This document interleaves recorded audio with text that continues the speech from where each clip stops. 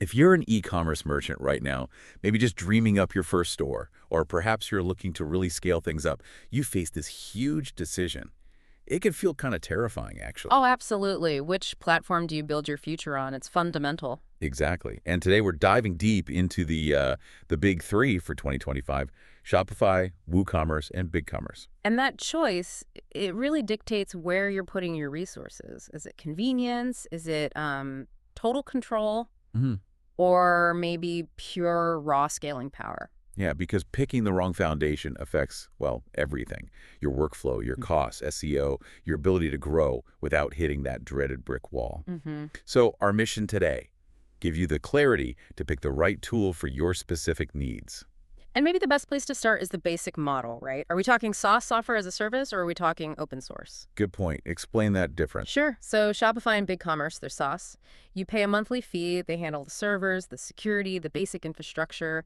You trade some technical freedom for reliability and speed. Okay, makes sense. WooCommerce, though, it's different. It's open source. The core software, the WordPress plugin, is free, but you manage everything else: hosting, maintenance, security, all you. So you trade money for control, essentially. Exactly. You get technical freedom, but also the responsibility.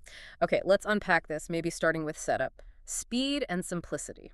Right. If speed is number one, especially for direct-to-consumer brands just focused on selling, Shopify seems like the obvious frontrunner. Yeah, it's fully hosted. You can genuinely go from zero to selling in, what, maybe a day or two? Very little technical skill needed. Plus, that speed comes with official 24/7 support, which is huge for peace of mind. Huge. Now, compare that to WooCommerce. We kind of call it the builder's choice. It's a powerful plugin for WordPress, yes, but you have to be the architect. You're picking the hosting, managing plugins, dealing with security yourself. So a steeper learning curve. How long are we talking? Definitely steeper. Could easily take 3 to 5 days just for the initial setup, maybe longer depending on complexity. And, if your site crashes at 3 a.m. on Black Friday, Oh. there's no official helpline to call. It's on you or maybe a developer you've hired. Okay, that responsibility factor leads us straight into cost.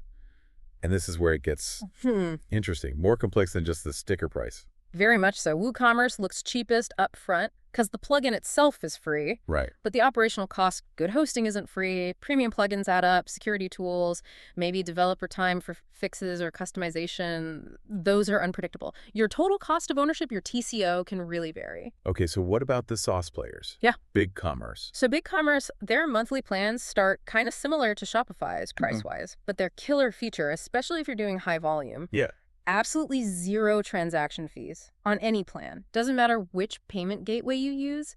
If you're processing millions, saving that, say, 2% Shopify might charge, Yeah. that adds up incredibly fast. Okay, speaking of Shopify fees, they do charge up to 2% if you don't use Shopify payments, right? Correct, if you bring your own payment provider. But then we've seen studies, often commissioned by Shopify, suggesting their overall TCO is actually much better, like 33% better sometimes.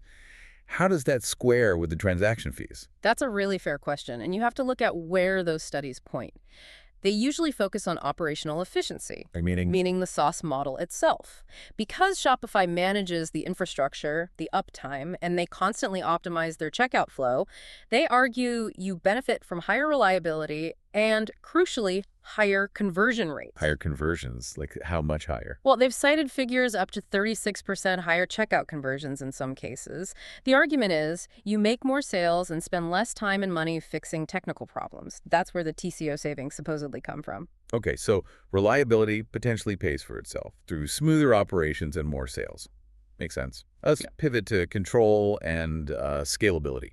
Sure, if maximum control, especially over content and SEO, is your absolute priority, WooCommerce running on WordPress is hard to beat. Right, because WordPress is the king of content management. Exactly. You get unlimited granular control over technical SEO, every URL slug, every meta tag, schema markup. You can fine-tune it all. Perfect for complex content strategies. But you're managing the performance optimization yourself too, right? Absolutely. The flip side of control. Now, if you're thinking about Scaling, like serious scaling, maybe enterprise level, B2B, multiple countries, Hmm. that's often where BigCommerce positions itself. How so? It's sort of built for complexity from the ground up.